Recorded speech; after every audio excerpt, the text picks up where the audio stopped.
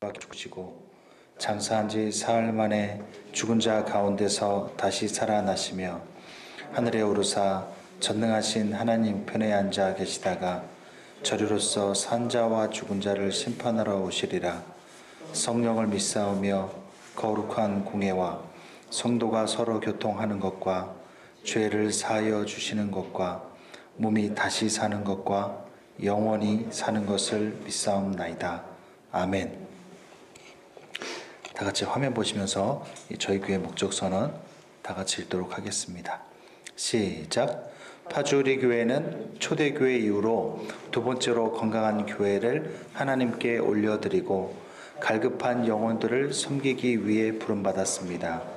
우리는 오직 성경만을 최고의 가치로 여기고 예배와 기도에 힘쓸 뿐 아니라 가정과 직장과 세상이 행복해질 수 있도록 교회 안에서만큼 교회 밖에서도 더 희생하고 더 섬기는 삶으로 예수님의 사랑을 전하는 교회입니다.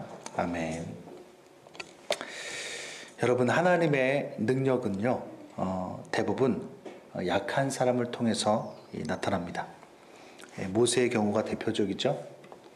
하나님은 모세가 이집트의 젊은 권력자였을 때 그를 불러주지 않으셨고, 오히려 낮고 비천한 목자이자 힘도 없는 노인이 되었을 때야 당신의 동역자로 불러주셨습니다. 왜 그렇습니까? 그럴 때야만 하나님이 어떤 분인지 오롯이 알 수 있고 따를 수 있기 때문이죠. 지금도 하나님은요, 연약한 사람들과 자신이 부족하다고 인정하는 사람들을 통해서 일하시기를 기뻐하십니다. 따라서 우리 삶이 메마른 광야 같고 척박한 사막 같아도 하나님은 오히려 그런 우리 삶에 물을 내시고 꽃을 피우심으로 자신이 어떤 분인지 보이시기를 기뻐하실 것입니다. 우리가 할 일은 그런 선하신 주님을 신뢰하고 소망을 가지시는 것이죠. 우리 다 같이 그런 믿음으로 소망을 가지고 주님, 척박한 나의 삶을 통해서도 일하여 주옵소서. 꽃이 피게 하시고 주의 살아계심이 드러나게 하옵소서. 그런 마음으로 꽃도 찬양하겠습니다.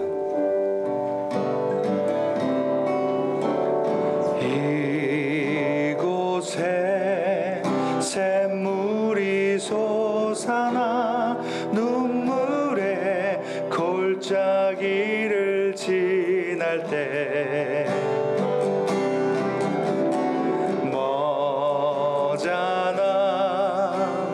열매 맺히고 웃음소리 가득하리라. 꽃도 구름도 바람도 큰 바다도 찬양하라 찬양하라 예수를.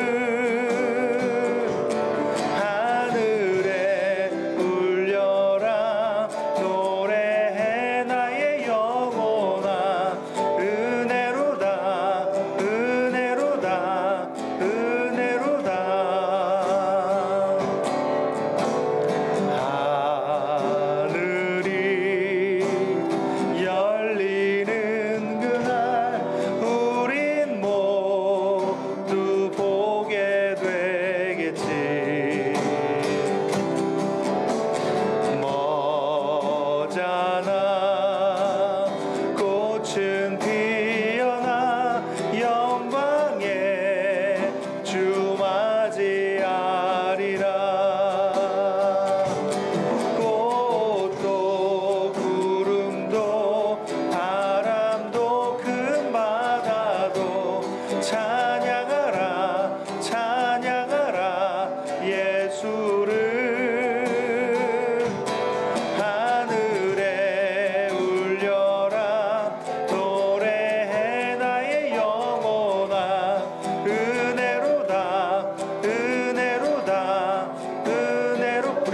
다시 한번 찬양합시다. 이곳에 샘물이 솟아나 눈물의 골짜기를 지날 때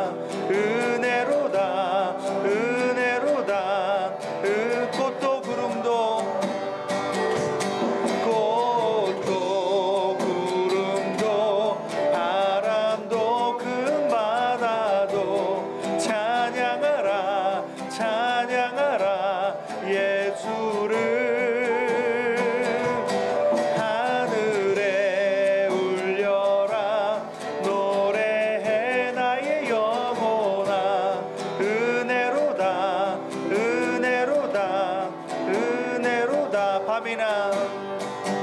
밤이나 낮이나 어제나 오늘도 영원히 주만 찬양해.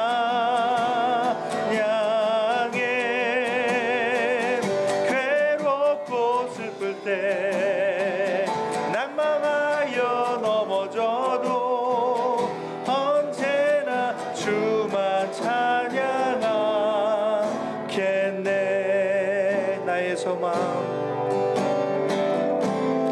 나의 소망 되신 주, 주를 바라봅니다.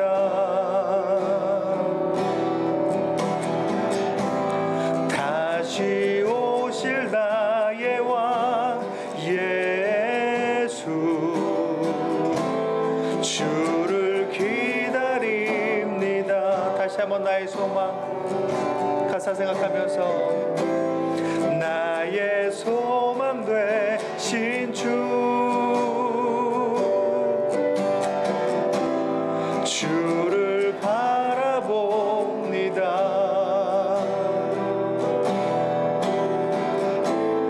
다시 오실 나의 왕 예수, 주를 기다립니다. 밤이나 낮이나 어제나 오늘도 영원히 주만 찬양해.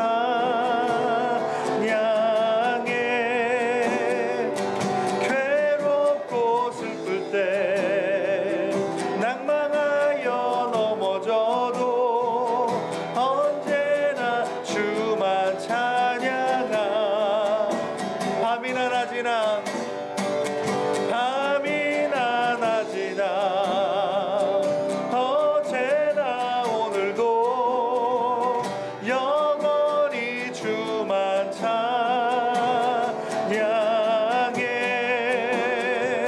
괴롭고 슬플 때 낭망하여 넘어져도 언제나 주만 찬양. 밤이나 낮이나 어제나 오늘도 영원히 주만 찬양해.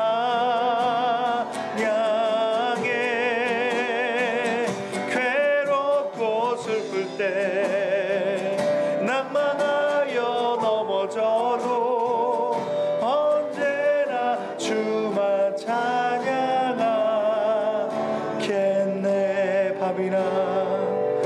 밤이나 낮이나 어제나 오늘도 영원히 주만 찬양해.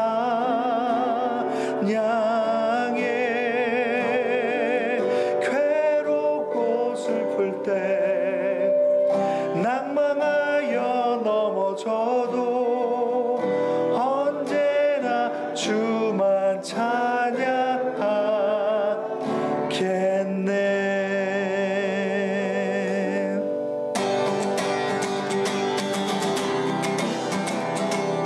편찮는 주님의 그 사랑,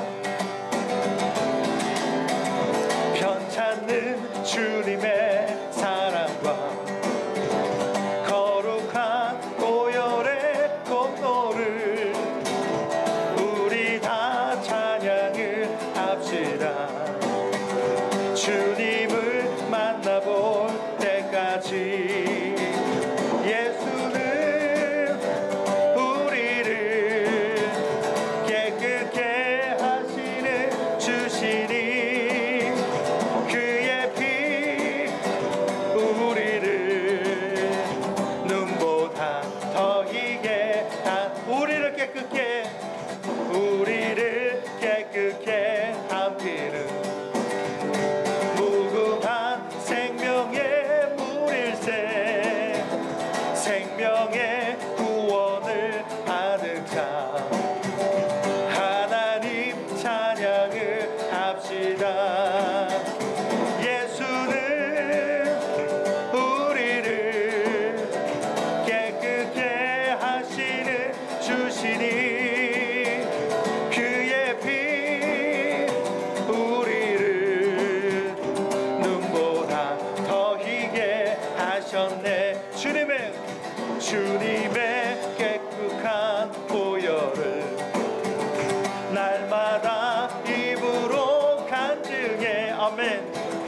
담대히 싸우며 나가세. 전국에 들어갈 십자가 단단히 붙잡고 날마다 이기며 나가세. 머리에 면류관 쓰고서 주 앞에 찬양할 때까지 예수는 우리를 깨끗게 하시는 주시니 그의 피 우리를 눈보다 예수는 우리를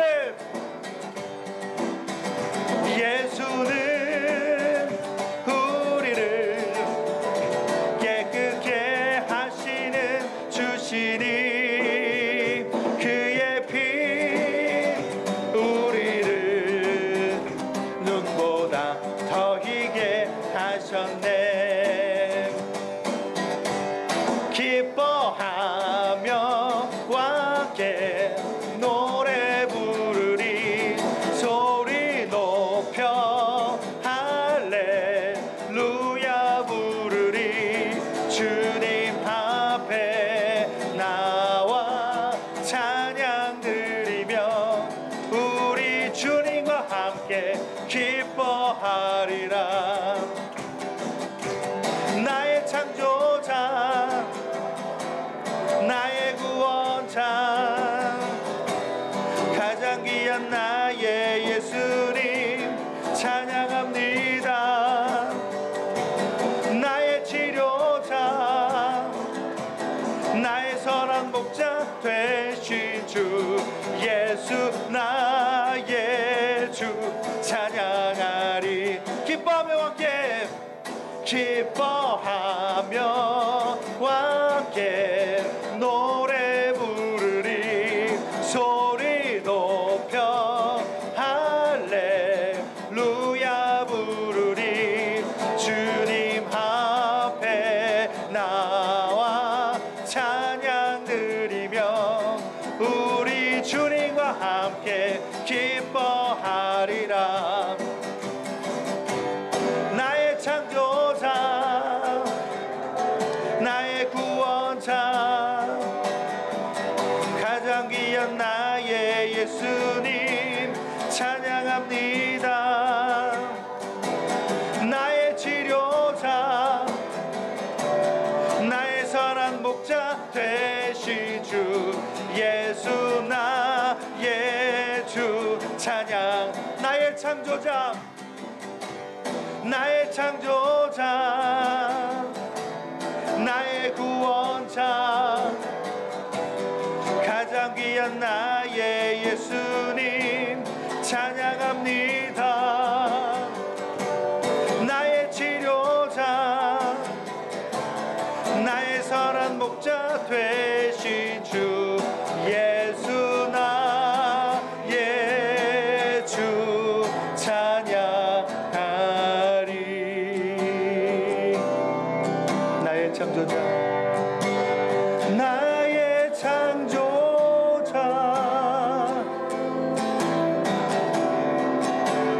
나의 구원자 아멘. 가장 귀한 나의 예수님 찬양합니다.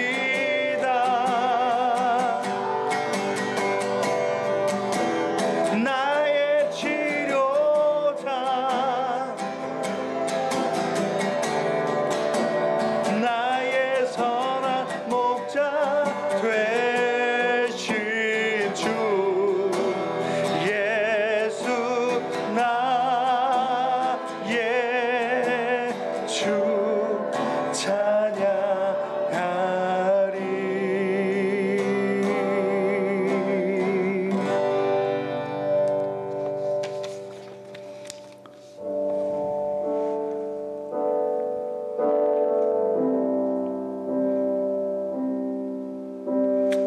언제나 성실하게 우리를 사랑해 주시는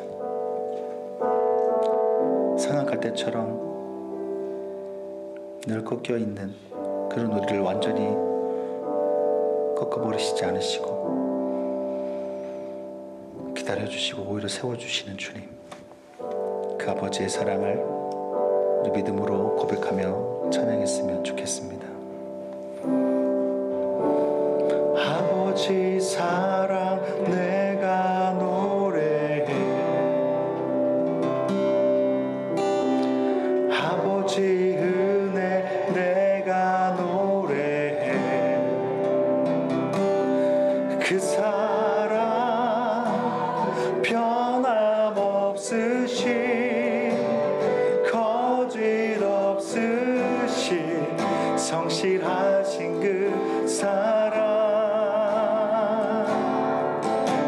상한 갈대 꺾지 않으시는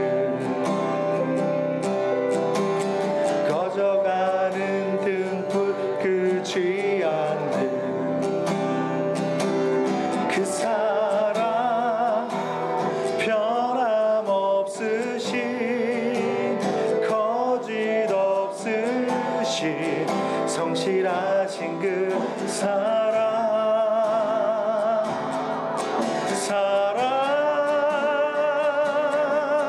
그 사랑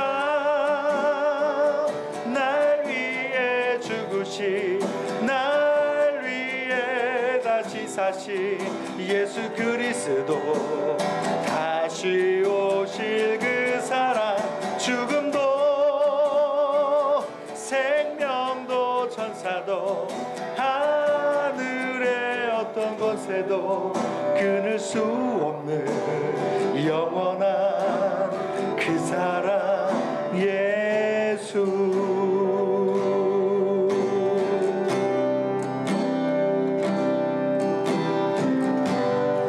우리 다시 한번 처음부터 찬양합시다.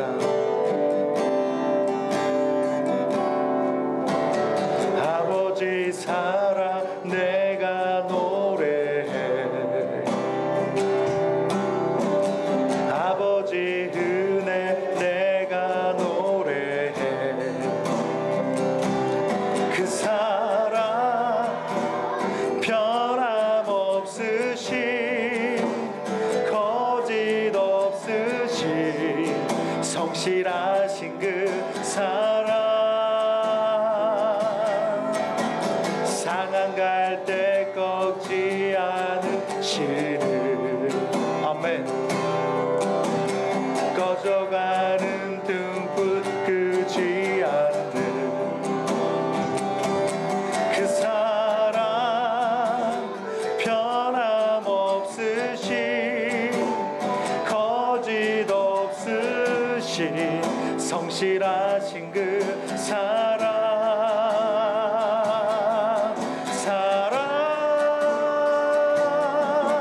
그 사랑 날 위해 죽으신 날 위해 다시 사신 예수 그리스도, 다시 오실 그 사랑, 죽음도 생명도 천사도 하늘의 어떤 것에도 끊을 수 없는 영원한 그 사랑 예수, 그 사랑, 그 사랑 날 위해 죽으신 날 위해 다시 사신 예수 그리스도, 다시 오실 그 사랑, 죽음도 생명도 천사도 하늘의 어떤 것에도 끊을 수 없는 영원한 그 사랑 예수, 그 사랑 날 위해 죽으신 날 위해 다시 사신 예수 그리스도, 다시 오실 그 사랑, 죽음도 생명도 천사도 하늘의 어떤 권세도 끊을 수 없는 영원한 그 사랑 예수, 영원한 그 사랑 예수. 마지막 영원한 그 사랑 예수.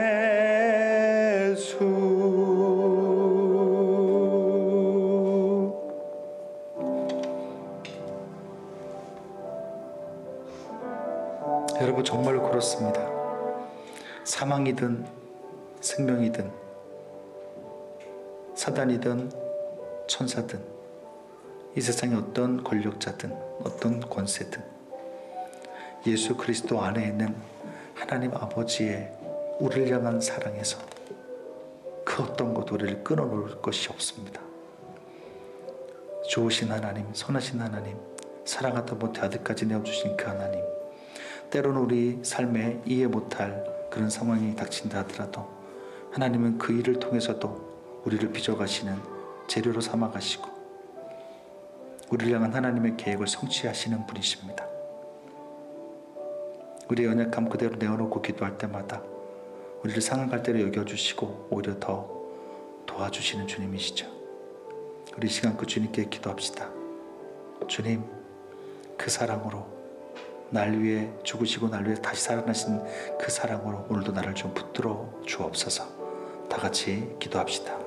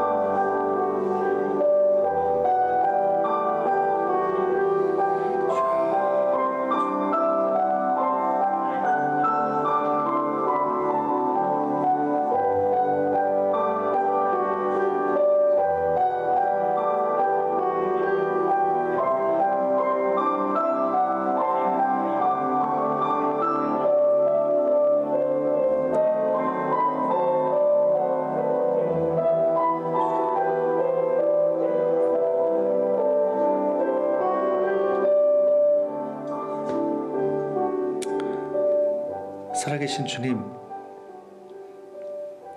오히려 연약한 자들을 통해서 약할 때 우리 가운데 하나님의 일을 드러내기를 기뻐하시는 주님, 그렇게 해서 우리가 내 능력으로 한 것인 것처럼 착각하는 것이 아니라 하나님이 얼마나 호흡과 같이 공기와 같이 우리의 삶을 은혜로 붙들어 주시는지를 알려주시기 위하여서 하나님이 얼마나 전능하신 창조주이시며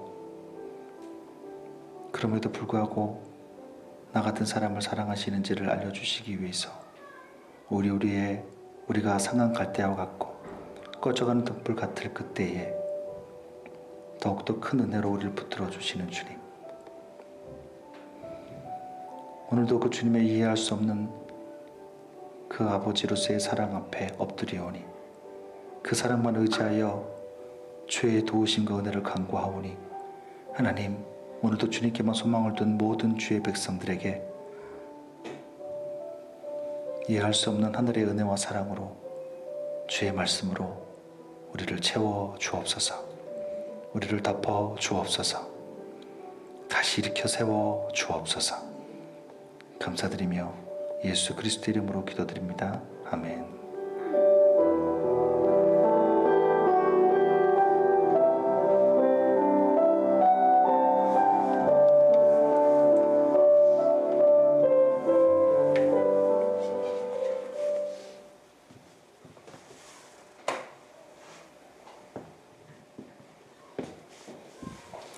잠깐 교회 소식 전해드리겠습니다.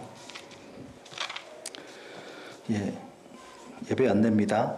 다음 주일 5월 24일 주일부터는 예배를 비롯해서 모든 모임들이 정상적으로 진행이 됩니다. 제자반, 교리반, 셀모임 등이 다음 주일부터 시작이 되고요. 다만 점심 식사는 이번 한 주간 더 지켜보고 정부의 어떤 지침들을 본 다음에 다시 다음 주에 광고 드리도록 하겠습니다. 다음 주일부터는 피치 못할 사정을 제외하고는 꼭 예배당에 나와서 예배 드리시길 권면드립니다. 현재 온라인 방송은 9시 예배 실황을 녹화해서 11시 예배 때 방송하고 있습니다. 참고하시기 바랍니다. 예배에 참석하시는 분들은 정부의 방역 지침을 꼭 준수해 주시기를 부탁드립니다.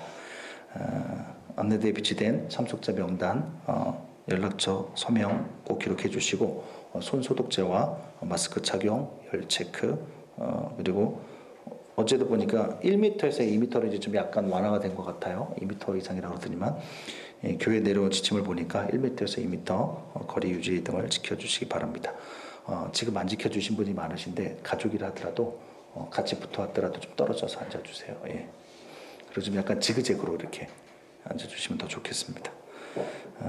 오늘은 스승의 주일입니다. 다음 세대를 위해서 불철주야 애쓰시는 모든 선생님들께 감사를 드립니다.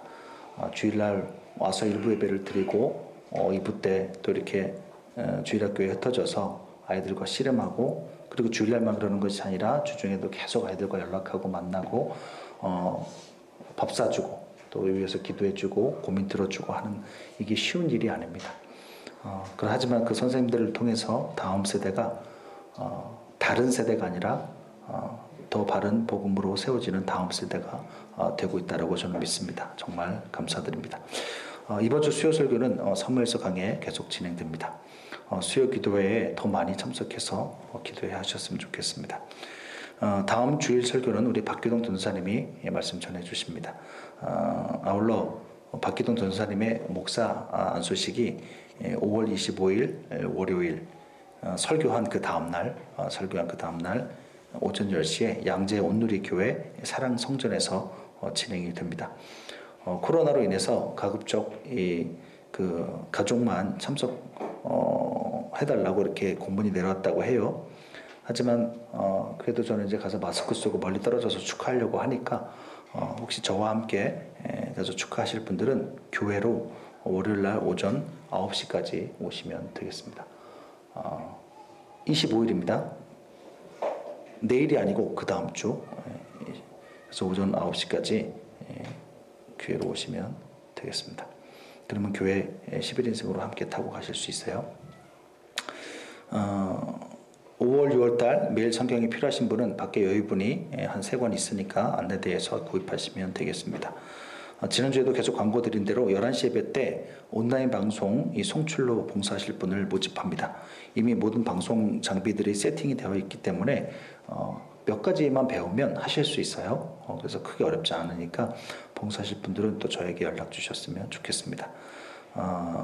지난주에 탁구대를 구입했는데 아무도 사용을 안 하시더라고요. 그래서 2,000원이 너무 비싼 건가 해서 가격을 내릴까 하다가 그대로 1시간당 2,000원 그대로 하되 이 사용료를 받는 이유는 이제 사용하다 보면 탁구공이라든가 라켓이라든가 좀 이런 것들을 구입해야 되고 또 유지비가 필요해서 그렇게 하는 거니까 그렇게 하시고 이것도 강제는 아니에요. 각자 마음에 정하신 대로 하시면 되니까 그렇게 하면 될 것 같습니다. 이제 하나님 말씀 받도록 하겠습니다. 오늘 말씀은 요한계시록 11장 1절부터 3절입니다.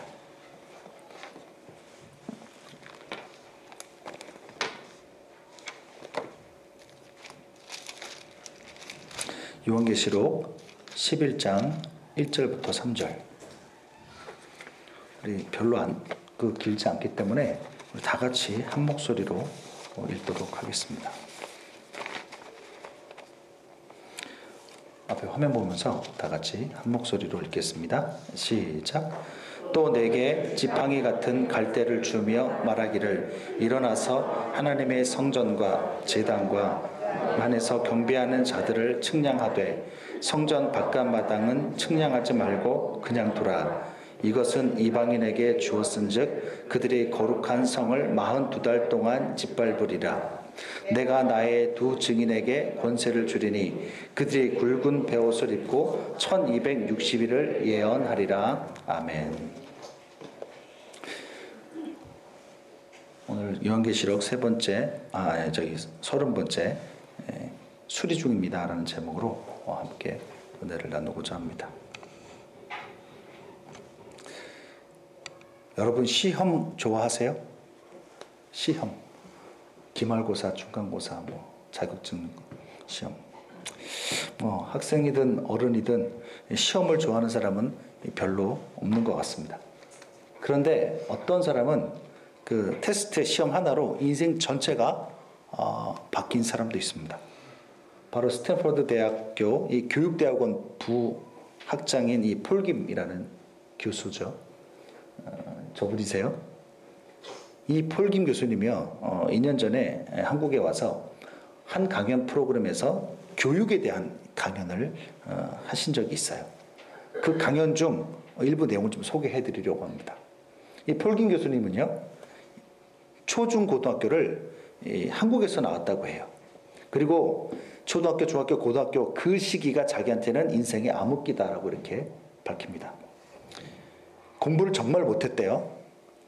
그래서 공부를 못한다고 툭하면 쇠파이프나 그 대걸레 그 자루로 매를 맞고, 또 부모님 데려오라고 하면서 부모님에게 촌지를 요구를 하였으며, 심지어 초등학교 때는 우연히 친구 집에 놀러 갔는데 그 집에서 불법 과외 중인 담임 선생님을 만나기까지 했다고 합니다. 그런 일들로 인해서 한국 교육의 환멸을 느낀 이 교수님은 고등학교 졸업하자마자 때를 써서 외국으로 유학을 무작정 떠나고 만 거예요. 그렇게 아무 준비 없이 미국의 한 대학교에 무작정 입학을 했는데 영어를 못하잖아요. 그 영어를 못하고 그러니까 이 교수님이 학점이라도 챙기기 위해서 선택 수업 가운데 음악 감상 수업을 선택을 했다고 합니다. 이거는 괜찮겠지. 근데 음악 감상 수업을 하는데 얼마 지나지 않아서 그 과목에서도 레포트를 내라는 이 과제를 받게 되는 거죠. 그 레포트가 뭐냐 했더니 베토벤과 모차르트 그 음악을 듣고는 5장짜리 에세이를, 이 감상문을 제출하라는 거예요. 영어에 자신이 없어서 그걸로 들어갔는데 어떻게 한국말로 해도 5장 나오겠습니까? 여러분 같으면? 듣다가 잠이나 오는데 저 같은 경우는 영어에 또 자신이 없었던 교수님이 거기다가 이렇게 썼다고 해요. I love it. 끝. 당연히 이 담당 교수님이, 음악 감상 담당 교수님이 이 보고는 기가 막혀서 이 학생이었던 이 폴김 이 학생을, 당시에 학생이었잖아요. 학생을 불렀고 왜 한 줄만 썼냐고 이렇게 물었다고 하죠. 그 질문에 이 폴김, 그 당시 학생이었던 폴김 학생이 어눌한 영어로 나름대로 이렇게 멋있게 얘기했답니다. 할 말은 많지만 영어를 못해요. 이런 식으로 이렇게 얘기를 한 거예요. 그러자 그 음악 교수님이 혼날 줄 알았는데 혼내기는커녕 이렇게 대답을 했다고 합니다. 그래? 영어를 못해서 그랬어? 그래? 그러면 한국어로 5장을 써와라. 한국말로. 의외의 대답에 놀란 이 폴김 학생은 당시 다시 한국어로 5장을 정말 모든 있는 단어 없는 단어를 다 동원해가지고 5장을 써갔다고 하죠. 그래서 이제 그걸로 끝날 줄 알았더니 교수님이 또 부르더라는 거예요. 담당 교수님이. 그러더니 이번에는 한영사전 갖고 와라. 그래서 한영사전 갖고 오라고 하서는 네 한국말로 쓴 거를 네가 한영사전 보면서 그 단어는 읽을 줄 아니까 하나하나 단어 찾아가면서 나한테 설명해봐. 그래서 세상에 그 5장을 한 단어 한 단어를 계속 한영사전을 찾아가면서 좀 더듬더듬거리면서 자기가 설명을 들었다고 해요. 내가 이런 뜻으로 얘기한 거라고. 그 긴 시간 동안 그걸 다 들어주신 음악 교수님의 말씀이 너무 잘 썼다. 너는 A뿔이야. 하고 A뿔을 줬대요. 너무 어리둥절한 이 당시 청년 폴김에게 그 음악 교수님이 이렇게 얘기를 했다고 합니다. 폴김, 이거는 영어 수업이 아니라 음악 수업이란다. 음악 수업. 그러니 A+를 줄 수 있는 거야. 바로 그 순간이 교육학자 폴김이 탄생하는 순간이었다고 합니다. 아, 이것이 교육이구나. 이런 게 시험이구나. 그 테스트를 계기로 교수님은 진정한 교육이 무엇인지를 고민하다가 지금 교육혁명가로 알려진 교육학자가 됩니다. 그래서 이분이 한 유명한 그 실험이 있어요. 그래서 아프리카 같은 정말 그 오지에 어느 날 컴퓨터나 아니면은 핸드폰을 한 번도 보지 못한 아이들한테 그거를 몇 대를 갖다 놓습니다. 그렇게 하고 아이들이 이게 뭔지 모르니까 어떤 아이는 집어던지기도 하고 어떤 아이는 물어보기도 하고 이렇게 하면서 아이들이 스스로 그 교육을 터득해 갈 수 있도록 도와주는 그런 교육 혁명을 일으킵니다. 이처럼 시험이라는 것은요, 문제를 꼬거나 함정을 파서 그 사람의 실수를 유도하고 잘못을 찾아내서 점수를 깎는 데 목적이 있는 것이 아닙니다. 오히려 그 시험을 통해서 부족한 부분이 나타나면 보완하게 만들어주고 자신이 잘하는 것은 더 발전시키도록 도와주는 것이 시험의 목적이에요. 그런데 우리나라의 시험은 꼬고 또 꼬아서 점수를 깎는 데 목적을 두는 것 같습니다. 왜냐하면 점수에 차별을 둬야 하니까.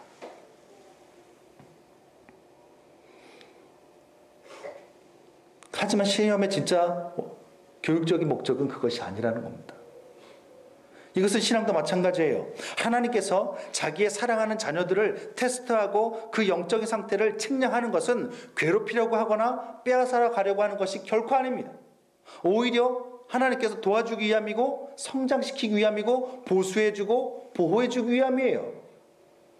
오늘 본문에서 하나님께서 요한을 통해서 성전을 측량하게 하시는 것도 같은 목적입니다. 그런 목적으로 측량하게 하시는 거예요. 그런 이해를 가지고 오늘 본문 1절을 봅시다. 주님은 요한에게요, 뭘 줬대요? 지팡이 같은 갈대를 주면서 하나님의 성전과 제단과 그 안에서 경배하는 자들을 측량하라고 이렇게 말씀하십니다. 여기서 하나님의 성전은 이 단어상으로 성전 전체를 가리키는 단어가 아니에요. 사진 한번 보여드릴게요. 여러분 보시기에 저 성전 하면요, 저 건물 전체를 말하는 겁니다. 원래 성전이라는 것은. 그런데 오늘 본문에서의 이 성전, 하나님의 성전은 그 단어가 쓰여지지 않았어요. 단어상. 전체가 아니라 한 번 더 눌러주시면 저 동그라미. 지성소가 있는 이 저 성전 건물만을 가리키는 겁니다. 그러니까 뭐 이방인의 뜰, 무슨 뭐 여인의 뜰 전체를 가리키는 것이 아니라 하나님의 이 지성소가 있는 저 성전 건물만 가리키는 거예요. 그리고 제단은 계속 제가 말씀드리는 것처럼 역시 성소 안에 있는 분향단으로 추정이 되는 것이고, 경배하는 자들이란 성소 안에서 제사를 드리는 제사장들을 가리키는 것으로 보입니다. 그것들을 측량하라는 거예요. 그것들을 측량해라. 그러면서 측량하라고 주신 것이 30cm자가 아니라 아니면 줄자가 아니라 뭘 준 거예요? 지팡이 같은 갈대를 준 거예요. 그걸로 측량을 해. 그걸로 그 한번 재봐. 얘기하는 거죠. 여기서 갈대로 번역된 칼라모스라는 이 단어는 긴 장대를 말하는 겁니다. 갈대가 아니라 사실은 긴 장대를 말하는 거예요. 저렇게 생겼습니다. 여러분 눈에 보이시는 저 그림은 뭐냐면 이스라엘 사람들의 길이를 재는 단위들이에요. 그래서 이렇게 손가락 마디 아니면은 이 폭 아니면은 여기서부터 여기까지 길이 이렇게 나와 있죠. 그래서 뭐 규빗이니 척이니 나와 있는데 그중 여러분 보시기에 제일 오른쪽에 긴 장대가 바로 오늘 본문의 그 장대입니다. 저 길이가 3.192m래요. 그 3.192m가 예루살렘 그 성벽의 높이라고 하죠. 이 저 장대가 바로 건축물을 측량할 때 사용하는 도구입니다.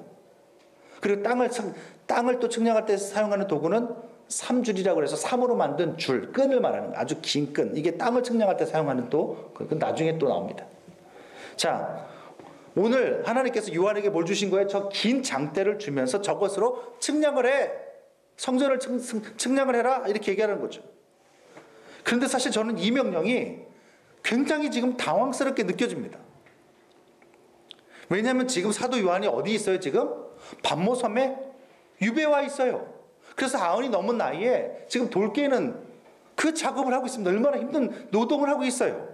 그리고 주님의 교회들은 어떻게 있습니까? 지금 황제 숭배와 이방신 숭배 강요로 인해서 경제적인 또 살아가는 데 있어서 큰 어려움을 겪고 있는 상황이에요.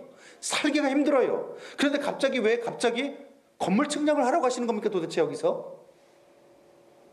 게다가 실제 예루살렘 성전은요, 여러분, 이 요한계시록이 쓰여진 이 시점부터 약 25년 전에 이미 로마에 의해서 완전히 파괴가 되고 불타서 없어진 상황입니다. 없어요 지금 성전이. 그런데 왜 갑자기 성전을 측량을 하라고 합니까? 왜 성전을 갑자기 다 재라고 얘기를 해요? 무슨 성전 건물이라도 다시 짓겠다는 뜻입니까? 지금 당장 힘든 이 요한과 성도들에게 하나님이 왜 이런 명령을 하시는지 우리가 보기에는 정말 기가 막힌 생뚱맞은 명령이 아닐 수가 없어요. 지금 위로해도 모자란 판국에 왜 갑자기 성전 측량을 하라는 거지? 생뚱맞은. 저도 예전에 그런 경우를 당한 적이 있습니다. 옛날 대학교 시절에 제가 기숙사에서 그 유명한 빈대로 생활을 했었습니다. 지금도 총신 기숙사가 4명씩 쓰는지 모르겠어요. 그 당시 4명씩 썼거든요. 그래서 이제 2층 침대로 위아래로. 그러면 이제 의자가 4개가 나오잖아요. 그럼 의자 4개를 저녁 때마다 가서 연결해가지고 저는 이제 거기서 자는 거예요. 그래서 빈대 생활을 많이 했는데, 근데 그 빈대 생활을 하던 그 방 안에 대학교 시절에 정말 설교를 잘하시는 전도사님이 한 분 계셨습니다. 나이는 저보다 학년은 2학년 위였지만 나이는 저보다 한 6살 정도 많았던 형님이신데 설교를 너무 잘하시는 거예요. 그래서 정말 저분 진짜 설교 잘하신다. 정말 나도 좀 저렇게 설교 좀 잘했으면 좋겠다. 이런 마음이 들어서 어느 날 그 설교 잘하는 비결을 좀 형님 한번 좀 알려주세요 라고 얘기를 했어요. 그랬더니 그 전도사님 형님 대답이 기가 막혔습니다. 딱 듣더니 첫 마디가 혹시 너 영웅문이라는 무협지 아니? 모르는데요? 야, 영웅문이라는 무협지 소설을 일단 그거부터 빌려가지고 다 읽어. 일단 그거 다 읽은 다음에 나랑 다시 얘기하자. 저 영웅문. 저는 처음에 저게 한 권인 줄 알았어요. 봤는데 이거 끝도 없어요. 내가 그래서 기가 막혀가지고 저걸 다 읽으라고? 솔직히 당시 저는 그 얘기를 듣는데 기분이 살짝 나빴습니다. 저는 그렇게 설교를 잘하는 그 형님이라면 적어도 설교의 황제라 부르는 이 찰스 스펄전 목사님 설교집이나 아니면 100년에 한 명 나올까 말까 하다는 이 대설교자 로이드 존스 목사님의 이 설교집을 나한테 추천해 주면서 야, 읽어봐라 이럴 줄 알았어요. 근데 생뚱맞게 무협소설을 읽어오라는 거예요. 이해가 안 되는 거죠. 그냥 설교 비결을 알려주기 싫으면 싫다고 할 것이지 이런 식으로 거절하는 것이 너무 치졸하게 느껴진 겁니다. 그래, 지만 설교 잘하겠다 이거지. 속상한 거죠. 왜냐하면 더더군다나 제가 무협지 하면 안 좋은 인식을 가지고 있었던 게, 제가 자란 동네에서 무협지를 읽는 사람은 어떤 사람이었냐면 백수나 할 일 없는 이 실직자들이 막 맨날 이렇게 아무것도 안 하고 이렇게 누워가지고 이렇게 넘기는 게 이게 무협지였거든요. 저는 좀 그래서 이거는 정말 실직자나 백수들 아니면 거렁뱅이들이 읽는 책이다. 인생 실패자들이 현실 도피하려고 보는 게 나는 무협지라고 생각했어요. 그러니 그런 대답이 정말 기분 나쁘게 느껴진 겁니다. 그러다 나중에 그래도 왜 저걸 소개했을까 은근히 궁금해진 거죠. 그래서 그냥 맨 앞에 있는 1권을 제가 딱 빌려가지고 이제 읽게 됐는데 너무 재밌는 거예요. 도대체 이거는 무협소설의 수준이 아니라 거의 뭐라 그럴까요, 진짜. 어떻게 이런 책이 있을 수가 있지? 결국은 제가 저 책을 다 읽고 그 다음에 또 너무 재밌어서 초한지라는 책까지 빌려서, 그 당시 이문열 씨가 쓴 거였는지 잘 기억이 안 나는데 그거를 끝까지 또 다 읽었던 기억이 납니다. 그리고 제가 그때 알았어요. 무협소설에 그 싸우는 어떤 무술을 가지고 싸우는 이것을 표현하는 그 표현이 어마어마하다는 걸 그때 알았습니다. 그래서 그 무협소설을 다 읽으면서 그 표현을 익힌 덕분에 설교문을 준비할 때 어떤 사건을 생생하게 전달하고 표현하는 방법을 배우게 된 거예요. 그래서 무협지를 읽으라고 했구나. 그때서 알게 된 거죠. 지금으로 해서 그 전도사님께 참, 지금 목사님 되셨지만 박 XX 목사님이신데 참 감사드리지만 당시에는 정말 이해가 안 되는 일이었어요. 갑자기 무협지를 읽으라니까 신학생한테. 오늘 오늘 주님의 명령도 마찬가지입니다. 그렇지 않아도 박해 상황이라서 힘들고 거기다가 지난 시간에는 그렇지 않아도 박해를 받고 있는데 요한과 성도들을 향해서 하나님이 어떤 명령을 내리세요? 세상 한복판에 가서 하나님 살아계심을 믿으며 그 하나님의 말씀을 삶으로 증언까지 해라. 그래야 하나님 나라가 완성이 된다. 너희들이 그걸 통해서. 물론 영광스러운 명령이지만 부담스러운 거예요. 두려운 거죠. 안 믿는 세상 한복판에 가서 하나님을 드러내라고? 말씀으로? 순종함으로? 그런데 그런 부담감과 두려움 가운데 있는 요한을 향해서 하나님은 위로는커녕 장대를 주면서 성전을 측량하라고 말씀하시는 것이 이해가 안 되는 거죠. 하지만 우리와는 다르게 이 말씀을 들은 요한은 달랐을 것입니다. 왜냐하면 우리와는 다르게 요한은 주님이 성전을 측량하라고 장대를 주면서 하시는 말씀이 무엇을 의미하는지를 금방 깨달았을 것이기 때문이죠. 아마 요한은 이 말씀에서 금방 구약의 한 선지자를 떠올렸을 것입니다. 여러분 중에 혹시 아시는 분 있을까요? 장대를 주면서 성전을 측량해라. 구약 성경에 한 사람밖에 없거든요. 흥미롭게도 그 사람 역시 요한과 비슷한 상황에서 환상 중에 장대로 성전을 측량하게 된 사람이었습니다. 그 선지자 역시. 그렇기 때문에 요 명령이 주어졌을 때 이스라엘 사람들, 웬만한 이스라엘 사람들은 다 알게 되는 거죠. 누군가가 떠오르는 거죠. 그게 바로 누구냐면 바로 요한보다 약 690년 전의 사람이었던 에스겔이라는 선지자입니다. 에스겔 선지자. 에스겔 역시 이스라엘이 바벨론에 멸망을 당한 다음에 성전까지 회파된 이 상황에서, 성전까지 파괴된 상황에서 멀리 바벨론에 포로로 끌려가 있던 상황에 하나님의 환상을 보게 됩니다. 그런 상황이 오늘 요한의 상황과 굉장히 비슷한 거죠. 요한도 어떻게 된 거예요? 로마가 다스리는 그 가운데 잡혀가지고 지금 반모섬에 잡혀가 있잖아요. 아주 비슷한 상황이에요. 그렇게 에스겔 역시 포로로 끌려온 상황에서 요한처럼 환상을 보게 됩니다. 그것이 에스겔서 40장 이후에 말씀이죠. 그 간략한 내용을 좀 말씀드리려고 합니다. 40장에서 48장을 좀 간략하게 말씀드릴게요. 바벨론 땅에 있는 에스겔이요, 환상 중에 순식간에 1500km나 떨어진 고국 이스라엘 땅으로 순간이동을 하게 됩니다. 하나님의 손에 이끌려 잡혀가지고 지금 바벨론 땅에 분명히 있었는데 딱 눈 떠보니까 어디에 와 있어요 지금? 고국 이스라엘. 1500km나 떨어져 있는 이스라엘에 와 있는 거예요. 거기서 뭘 보게 돼요? 산 위에서 예루살렘 성전을 보게 됩니다. 그런데 분명히 파괴가 되고 불타서 훼손되었던 그 성전이 아니라, 흉물스럽게 변해버린 파괴된 성전이 아니라 이상하게도 완벽하게 복원되고 회복된 새 예루살렘 성전의 그 모습을 보게 돼요. 환상이죠. 그런데 그때 놋같이, 성경에 보게 되면 놋같이 빛나는 천사가 나타나서는 이 에스겔 앞에 나타나는데, 그 천사의 손에 뭐가 들려있느냐면 측량하는 도구인 아까 말씀드렸던 3배로 만들어진 이 줄과 끈과 아까 말씀드린 그 긴 장대가 들려있는 것을 보게 됩니다. 오늘 본문에 나오는 바로 그 장대예요. 화면 한번, 저렇게 저 천사가 저기 일부러 노수로 표현을 또 했잖아요. 화가가 저 장면이었을 겁니다. 자, 그 장면을 화면 보세요. 제가 에스겔서 40장 2, 3절 제가 읽어드릴게요. 화면 보시고 따라오십시오. 하나님의 이상 중에 나를 데리고, 제가 준비 안 했어요? 네, 하나님의 이상 중에 나를 데리고 이스라엘 땅에 이르러 나를 매우 높은 산 위에 내려놓으시는데, 거기에서 나무를 향하여 성읍 형상 같은 것이 있더라. 나를 데리시고 거기에 이르시니 모양이 놋같이 빛난 사람 하나가 손에 3줄과 측량하는 장대를 가지고 문에 서 있더니,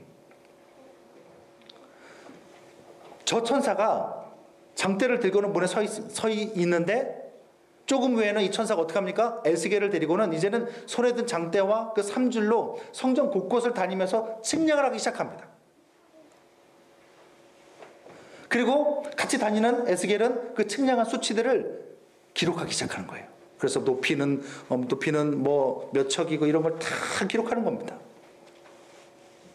그렇게 다 측량을 마치자 어떤 일이 일어나냐면 측량이 끝나니까 드디어 이스라엘의 죄로 인해서 이 성전을 떠나셨던 하나님께서 동쪽 문을 통해서 성전 안으로 다시 들어오시는 놀라운 사건이 일어나고 그 하나님이 다시 지성소에 들어가셔서 좌정하시자 그 영광으로 가득 차게 되는 그 환상을 보게 됩니다. 그렇게 지성소에 임재하신 하나님은 에스겔에게 이제 명령을 하세요. 이 완성된 성전의 모양을, 이 성전을 이스라엘 족속들에게 보여주라는 거예요. 설명해 주라는 거예요. 그래서 그들이 완성된 성전 모양에 비춰서 자신들의 죄악을 부끄러워하도록 만들어라, 이렇게 명령하십니다. 완성된 성전의 모양 그들에게 말해줌으로 그들이 자신의 모습을 측량, 헤아려서 부끄럽게 만들어줘라, 이렇게 말을 하는 거죠. 그렇게 말씀하신 다음에 하나님이 갑자기 이해할 수 없는 짓을 하시는데 뭐냐? 자신이 들어오신 동쪽 문을 닫아버리고는 다시는 열지 못하도록 봉하라고 명령하십니다. 그것은 이제 다시는 자기가 자기 백성을 떠나지 않겠다라는 뜻이에요. 안 떠나. 그리고 너희들도 이제 못 나가, 이거예요. 그 후에 하나님은 이제 성전 문지방에서 솟아난 물이 온 이스라엘 곳곳으로 흘러 들어가서 이스라엘 전역이 다시 살아나고 솟게 되는 그런 환상을 요한에게 보게 하십니다. 이런 놀라운 회복의 환상을 하나님은 바벨론에서 지금 포로 생활을 하고 있던 에스겔에게 보여주신 거예요. 성전이 회파된 지 14년밖에 안 지나 있는 그런 상황에서 여러분, 이 환상이 뜻하는 것이 무엇이겠습니까? 성전을 측량하는 것이 뜻하는 것이 무엇일까요? 이스라엘이 비록 지금은 이방 땅에 포로로 끌려와 있어도 하나님은 성전으로 상징되는 자기 백성을 끝까지 보호하시고 보수하셔서는 마침내는 완성시키신다라는 거예요. 에스겔이 본 완성된 새 성전의 환상이 바로 완성된 주님의 백성에 대한 상징이에요. 그들이 지금은 파괴된 성전과 같이 형편없지만 그 주님의 백성을 주님께서 계속해서 함께 계시면서 보수하시고 회복시킴으로 인해서 회복의 날을 반드시 주님께서 주신다는 거예요. 그 이유가 무엇입니까?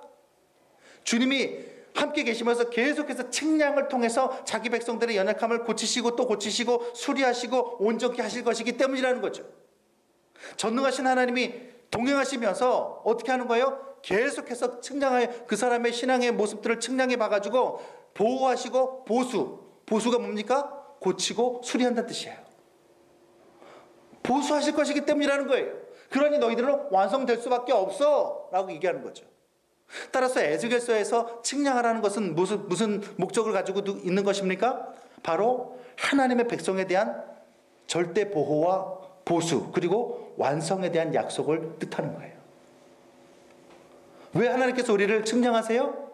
우리를 고쳐주시고 완성시키기 위해서. 마찬가지로 오늘 본문에서도요, 하나님이요, 주님의 자녀들을 절대적으로 보호하고 보수하며 완성시키신다는 의미로 성전을 측량하라고 명령하신 거예요. 요한한테 왜 성전을 측량하라고 얘기해요? 저들의 연약함과 부족함 하나님이 보수하고 고쳐서 완성시킨다. 내가. 목적이 거기 있는 겁니다. 임재하시는 하나님, 절대 떠나지 않으시고 자기 백성과 함께 계시는 하나님이 끊임없이 그를 보면서 고쳐주신다는 거예요. 따라서 오늘 본문에 하나님의 성전이나 제단 경배하는 자들은 실제 건물 성전이나 제사장 그룹을 말하는 것이 아니라 뭘 상징하는 거예요? 교회 공동체를 상징하는 것입니다. 왜 그렇습니까? 하나님께서 임재하시고 함께 하시는 사람들이 바로 성전이기 때문이죠. 다 같이 화면 보고 읽어봅시다. 고린도전서 3장 16절 시작. 너희는 너희가 하나님의 성전인 것과 하나님의 성령이 너희 안에 계시는 것을 알지 못하느냐. 아멘입니까? 아멘. 진실로 하나님은 우리를 성전 삼으셔서 우리 안에 함께 계십니다. 우리가 왜 하나님의 성전이, 하나님의 임재가 우리 안에 있기 때문이죠. 예수님의 십자가 대속으로 이 죄가가 사해지고 주님께서 우리에게 오심으로 인해서 우리가 하나님께서 거하시는 거처 성전이 된 것입니다. 그리고 이제 진실로 하나님은 자기 백성들을 함께 계시면서 자기 백성들을 끊임없이 측량하셔서 끊임없이 도와주시고 끊임없이 보수하셔서 완성을 이루도록 섭리하시는 분이신 거예요. 그렇다면 2절에 성전 바깥마당은 측량하지 말라면서 바깥마당이 이방인들에게 42달 동안 짓밟힌다라는 것은 무슨 뜻일까요? 2절에 이것에 대해서 어떤 사람들은 성전 안쪽 측량하고 보호받는 성전 안쪽은 참신자를 가리키는 것이요, 성전 바깥마당은 가짜 신자를 가리킨다라고 해석을 합니다. 그러니까 교회 안에도 진짜 신자, 가짜 신자가 있다는 거예요. 그래서 진짜 신자는 보호받고 가짜 신자는 짓밟힌다, 세상에. 그렇게 해석합니다. 그러니까 거짓 신자는 고통이 있지만 참신자는 그런 것 없이 형통하고 좋은 일만 일어난다는 뜻이겠죠. 여러분 제발 이러지 좀 마십시오. 제발. 성경을 이렇게 해석하니까 교회에서조차 성공하고 잘된 사람들만 인정받고 박수받고 힘든 사람, 삶이 어려운 사람들은 말도 못 꺼내는 것 아닙니까? 예? 실제로요, 제가 거쳐왔던 교회에서요, 자기 삶에 어려움이 있어도 그걸 기도 제목으로 내놓지를 못해요. 특히 교회 안에서 뭐 무슨 회장이며 부회장이 한 번씩 해보신 분들은 내놓지를 못합니다. 최근에도 어떤 분이, 다른 교회 다니신 어떤 분이 그 힘든 사정을 교회에다가 말을 못해요. 왠 줄 아세요? 힘든 일이 일어났다고 하면은 그 교회에서 저거 봐라, 저거 또 무슨 죄를 저질렀길래 저 가짜 신자 아니야? 이런 식으로 바라보는 거예요. 기가 막힙니다. 참신자는 하나님이 도와주시고 가짜 신자는 하나님이 안 도와주신다, 이런 뜻인 거죠. 제가 이런 것과 관련해서 여러분께 흥미로운 질문 하나 드려보겠습니다. 좀 더 깊게 들어가서 질문 한번 드려볼게요.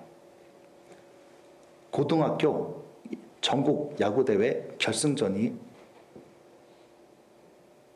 앞으로 이제 벌어지게 됩니다. 그래서 A라는 고등학교와 B라는 고등학교가 결승전에서 붙게 됐어요.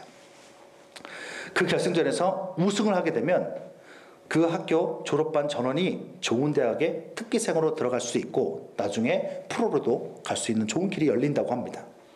그러니까 얼마나 그 결승전에서 우승을 하려고 노력을 하겠어요.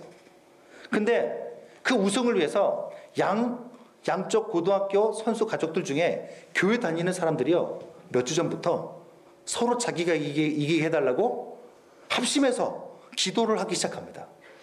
A 고등학교 팀에는 그 가족과 가족들, 그 부모와 가족들 다 모여 우리 같이 모여, 그래서 30명이 모여가지고 합심 기도를 하기 시작합니다. 그러자 그 소식을 들은 B 고등학교 이 팀에서 어떻게 합니까? 지인들까지 동원해서 45명이 모여서 기도를 하기 시작합니다. 15명이 더 많아요. 더군다나 우리는 이 정도는 안 돼! 하고 아침 금식까지 합니다. 그러자 그 소식을 다시 듣게 된 A팀 부모들이 혹시라도 자기가 되니까 지게 될까봐 이번에는 교회에다 이야기해서 교회 전체 급여 기도회 때 전교인이 승리를 위해서 기도하게 됩니다. 자, 이제 큰일 났어요. A 고등학교와 B 고등학교가 결승전에서 붙게 되는 그 당일날, A 고등학교는 30명에서 기도했다 나중에 교회 전체에다 기도 제목을 내놨고, B 고등학교는 45명이 모여가지고 기도하면서 아침 금식까지 했어요. 하나님은 과연 누구의 기도를 들어주셔야 되는 것입니까?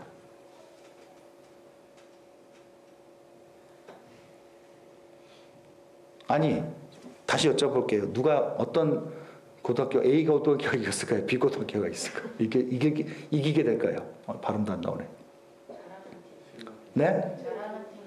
아이, 그렇지. 실력 좋은 팀, 잘하는 팀이 이겨요. 이변이 없는 한 잘하는 팀이 이겨요. 그게 더 진실에 가까운 답입니다. 여기서 한 가지 더 여쭤보겠습니다.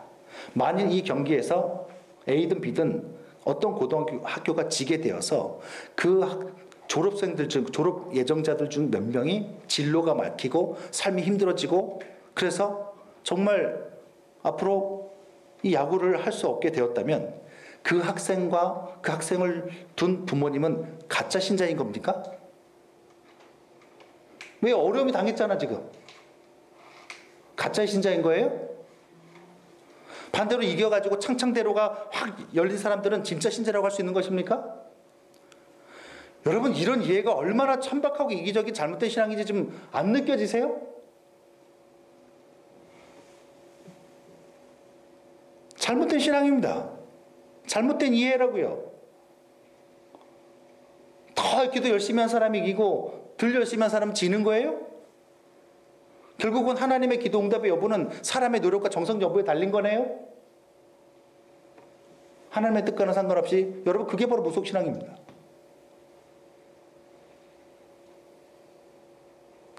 그런데 가슴 아프게도요, 그렇게 참신자는 형통하고 가짜 신자나 정성이 부족한 신자는 짓밟히는 고통을 당한다고 가르치고 믿는 교회들이 정말로 많아요.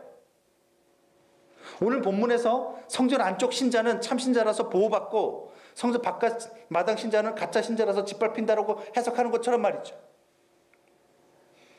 그러나 이런 해석은 성전 바깥 마당, 결국은 이방인의 뜰을 말하는 건데, 이방인의 뜰도 이방인들에게 마련된 합법적인 예배 장소였으며 그것도 성전 구역이었다는 사실을 간과한 해석입니다.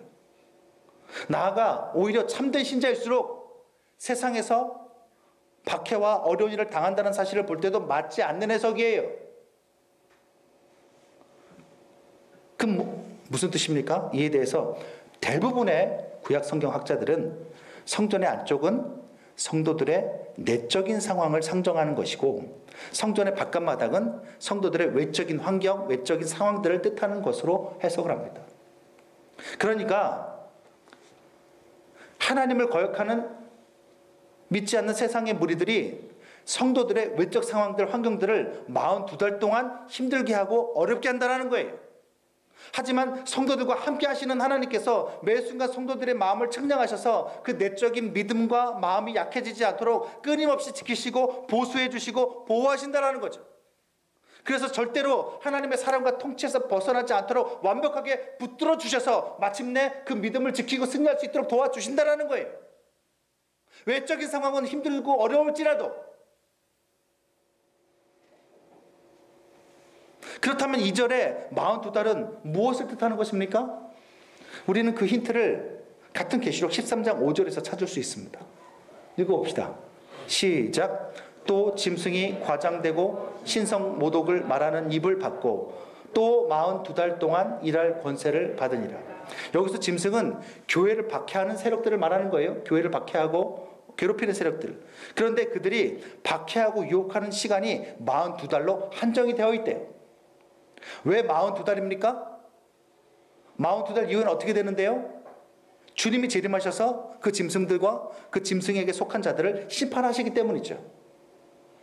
따라서 여기서 42달이란 2000년 전 예수님이 이 땅에 오셔서 탄생한 교회 공동체, 성전 공동체가 탄생한 그때부터 앞으로 예수님이 이 땅에 다시 오실 재림의 날 그 사이의 전 기간을 상징하는 것입니다.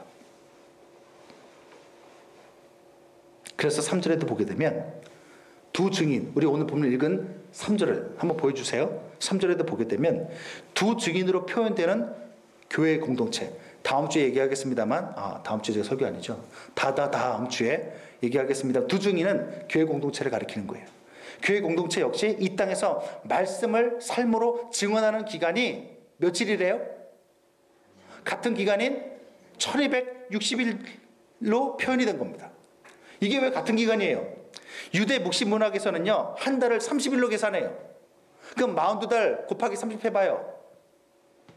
정답은 1260. 같은 기간이죠. 그러니까 이들 역시 예수님 초림 때부터 재림 사이에 교회 공동체가 증언한다 뜻이죠. 이것을 또 계시록 12장 14절에서는 한 때와 두 때와 반 때로 표현을 했습니다. 여기서 때란 1년을 가리키는 거예요. 그러니까 뭐예요? 한 때란 1년, 두 때는 2년, 반 때는 반년. 합치면 3년 6개월. 거기다가 3년 6개월 하면은 몇 달이에요? 42달. 42달이 며칠이라고 그랬죠? 1260일. 계속해서 반복되고 있죠, 지금? 그럼 쉽게 3년 반이라고 하지, 뭐 이렇게 어렵게 자꾸 막 이렇게 42달, 1260. 왜 이렇게 하십니까? 특별히 왜 오늘 본문에서 42달이라고 표현을 했을까? 왜 표현을 했습니까? 왜 이렇게 표현을 했을까요? 이에 대해서 학자들은 민수기 33장에 보게 되면 이스라엘이 가나안 땅에 들어가기 전까지 진을 치는 장면이 계속해서 나옵니다. 어디서 진을 치고 근데 진을 치고라는 이게 몇 번 나와요? 42번 진을 치는 게 나와요. 또 광야에서 생활했던 42년을 연관시키려고 일부러 한 것이라고 분석합니다. 그러니까 이런 뜻이에요. 사단으로 상징되는 이집트에서 벗어났잖아요. 벗어났는데 곧바로 하나님 나라로 상징하는 가나안 땅에 들어가는 게 아니더라는 거죠. 완성된 하나님 나라를 상징하는 가나안에 도착하기까지 42번의 이사와 42년의 시간이 걸렸던 것처럼 예수님의 재림으로 완전한 하나님 나라가 임하기까지의 기간을 요한 역시 42달로 표현을 한 것입니다. 우리 역시도 42달, 그 기간을 주님 완성된 하나님 나라에 들어가기까지 임하기까지의 기간을 42달로 표현을 한 것이죠. 상징입니다. 그 기간 동안 교회 공동체는 어떻대요? 끊임없이 불경건한 세상 사람들에게 유혹을 당하고 어려움과 박해를 당할 수 있지만 함께 하시고 동행하시는 하나님의 보수하심과 보호하심 때문에 성도들은 끝까지 믿음을 붙들고 지키고 구원을 얻게 되고 승리하게 된다는 것입니다. 따라서 하나님께서 우리를 측량하시는 것은 우리를 시험에 들게 하려는 것이 아니라 우리의 부족한 부분을 보완해 주시고 붙잡아 주셔서 온전케 하려는 데 목적이 있는 거예요. 마치 폴김의 음악 교수님이 폴김이라는 당시 청년을 개별적으로 불러서는 하나하나 사전을 찾아가면서 그의 약한 영어 부분을 보완해 주신 것처럼 말이죠. 그래서 그가 마침내는 교육이라는 비전을 발견할 수 있도록 도와준 것처럼 말입니다.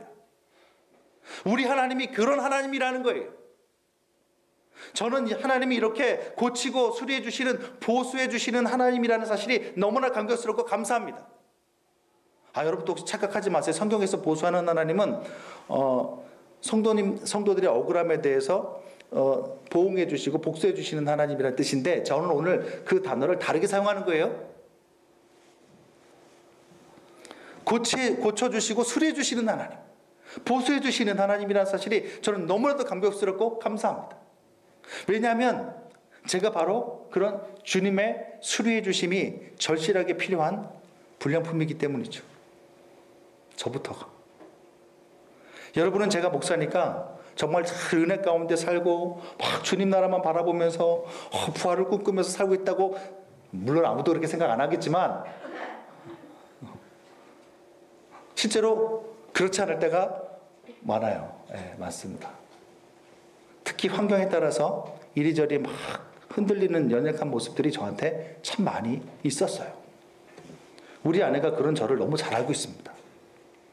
예전에요, 저기 연신내에 있는 한 교회에서 전임 전도사로 사역할 때 일이에요.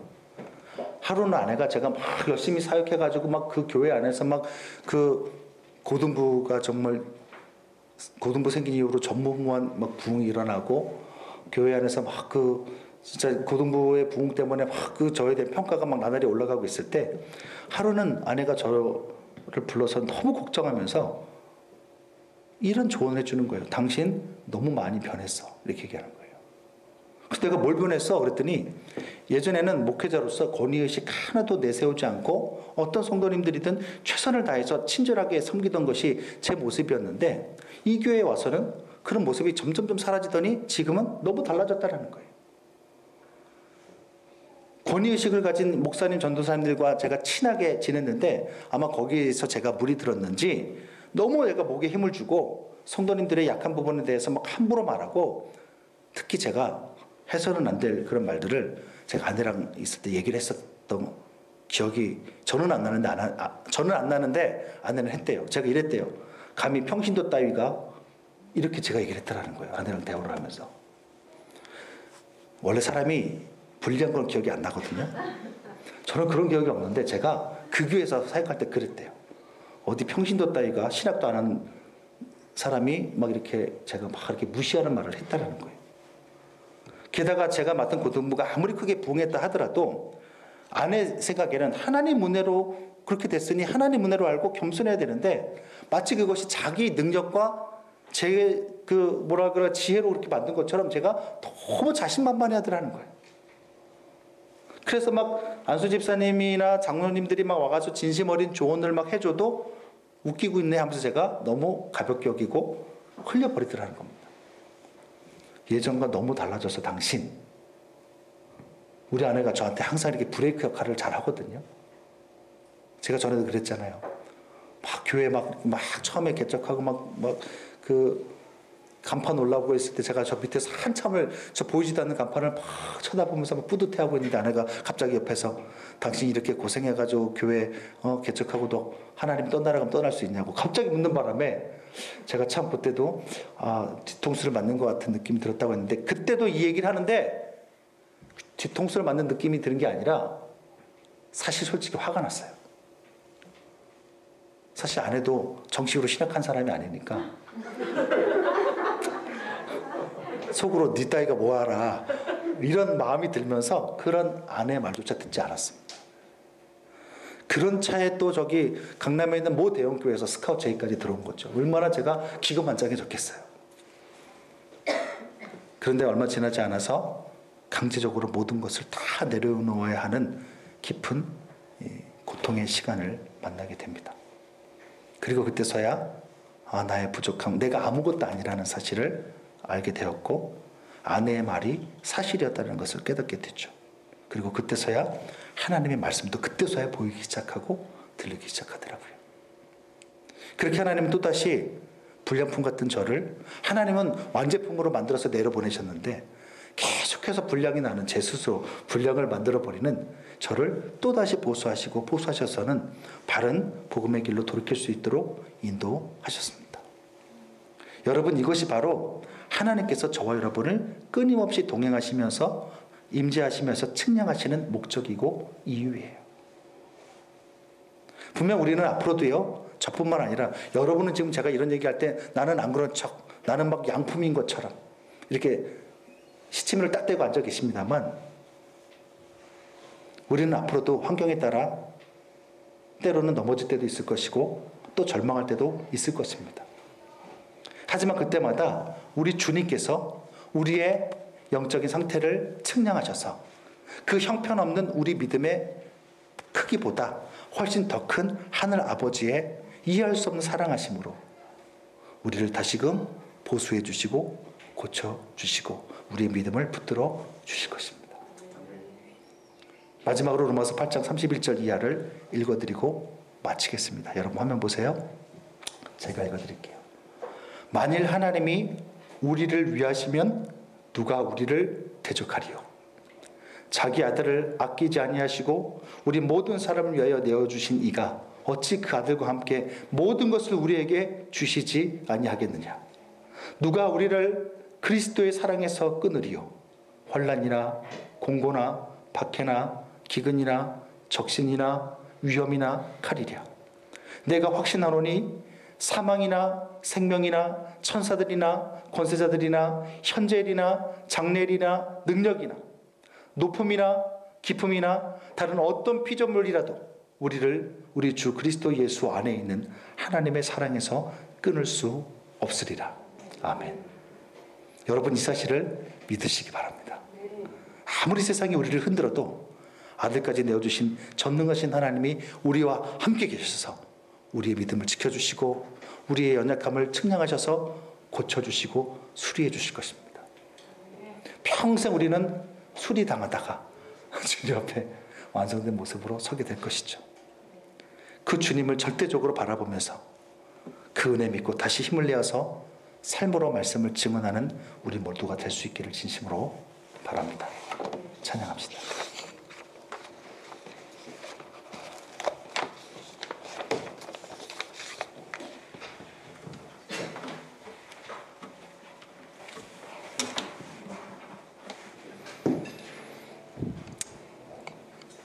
찬양의 가사를 보시면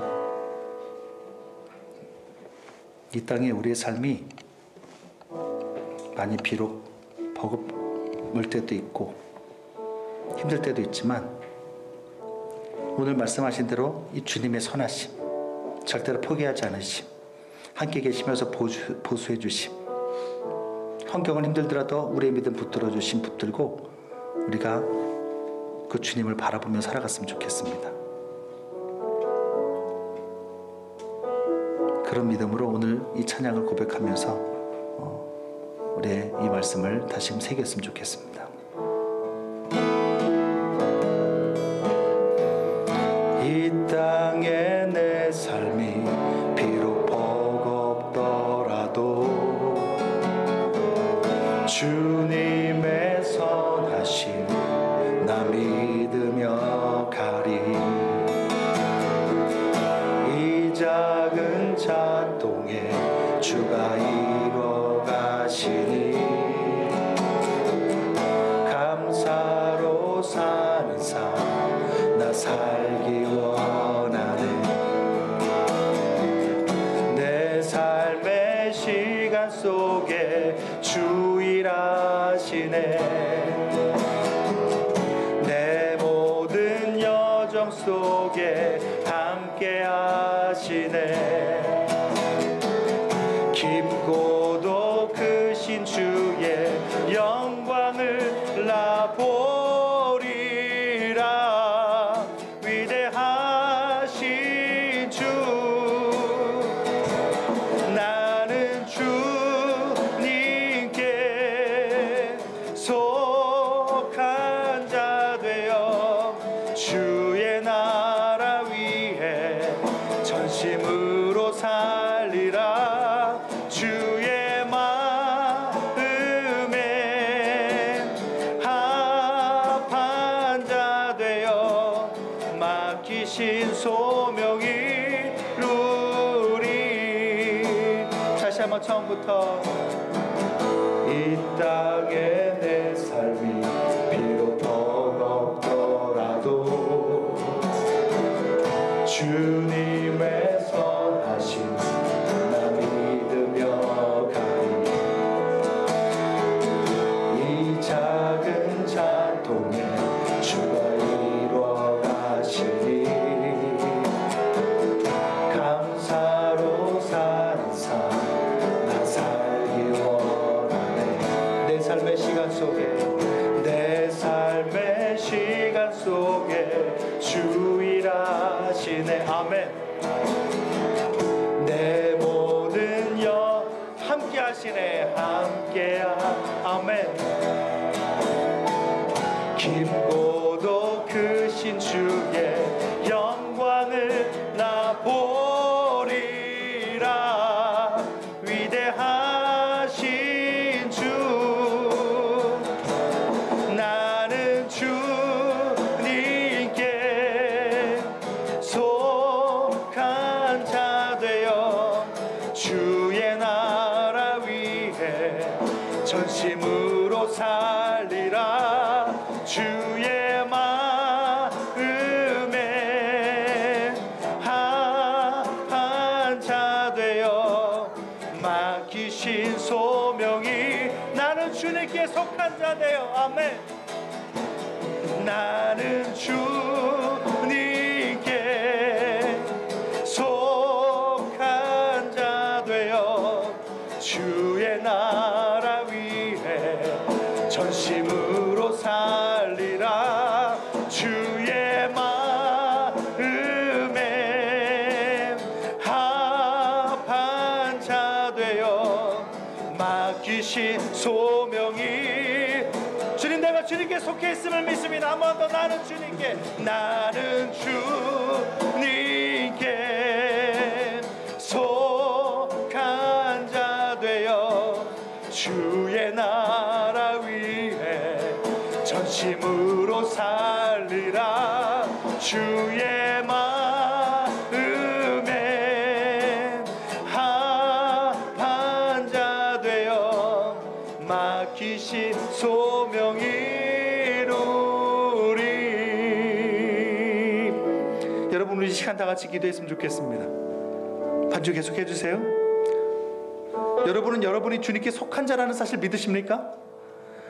예수님의 십자가 대속으로 하나님께서 하나님의 아들을 내어주심으로 우리의 상태와 상관없이 우리를 하나님의 보호와 사랑 안에 구원 안에 주님께서 가둬버리셨습니다.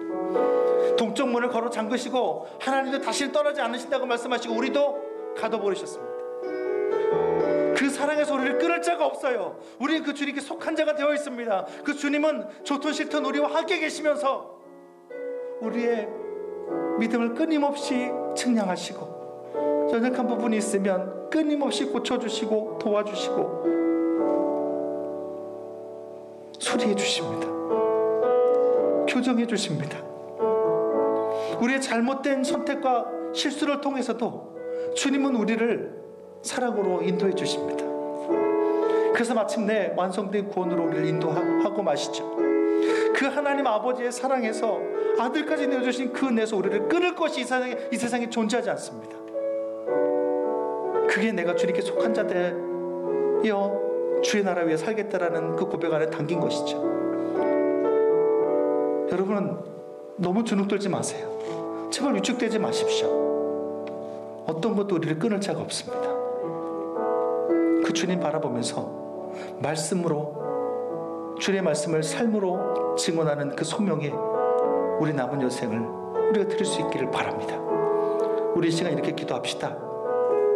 주님, 보수하시는 주님, 수리해 주시는 주님, 평생 나는 수리 중이지만 그 말은 주님께서 날 떠나지 않으시고 평생 도와주신다는 사실인 걸 내가 믿습니다. 내 안에 임재하셔서 문을 걸어 잠그시고 결코 떠나지 않고 나를 고쳐주시는 주님, 이 시간 나의 연약한 믿음도 고쳐 주옵소서. 나의 부족함도 고쳐 주옵소서.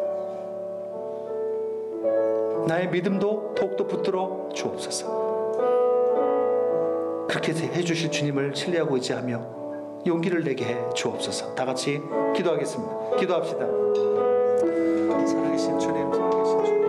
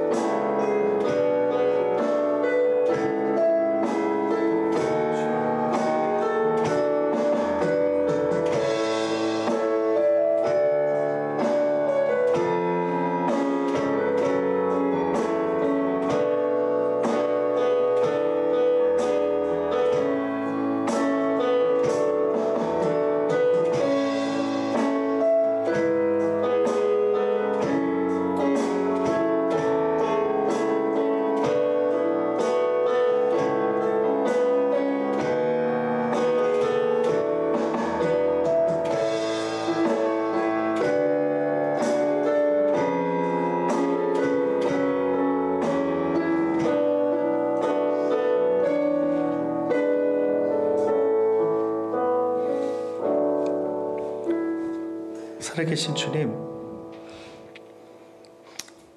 이 땅에서 살아간 우리의 삶이 버겁게 느껴질 때가 참 많이 있습니다.